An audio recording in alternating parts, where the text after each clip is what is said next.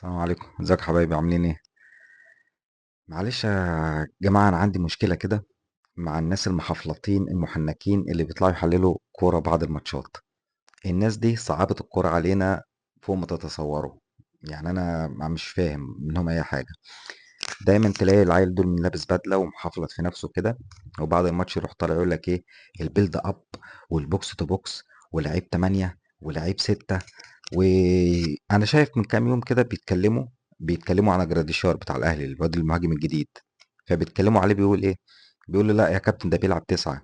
قال له هو بيلعب الاتنين، بيلعب 9 وبيلعب 9 ونص. 9 ايه ونص ايه والبيلد اب ايه واللو بريس والهاي بريس؟ انا كده قلبت مهندس معماري، انا كده مش بتفرج على كوره. انا كده جايب شويه عمال وننزل الملعب نعمل لبشه. يعني كده ما بقتش كوره بصراحه. حتى مراكز اللعيبه، يعني بصراحه من ساعه ما اخترعوا المراكز اللعيبه دي وبقت اللعيبه بتتسمى بالمراكز بتاعتها والكره اتقل خيرها. يعني يقول لك لعيب 6، لعيب 8. لعيب زمان كان اللعيب ليه اسمه، ليه وضعه. يعني كان ايه؟ مساك، راجل اسمه مساك مدافع. لعيب خط النص مدافع. صانع العاب، راس حربة، فرود.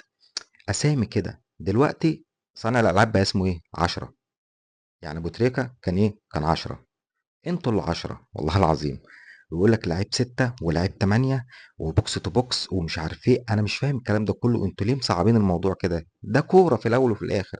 يعني من الاخر، لو عيل حريف وراح نازل الملعب وقاطط واد يمين والتاني شمال او واكل 7 شوارع وحطها في البعيدة، كل اللي انتوا بتحكوا فيه ده فيستك.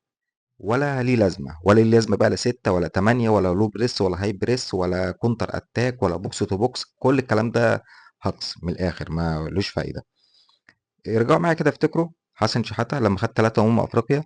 بالصلاة على النبي كنا واخدين 3 في نص.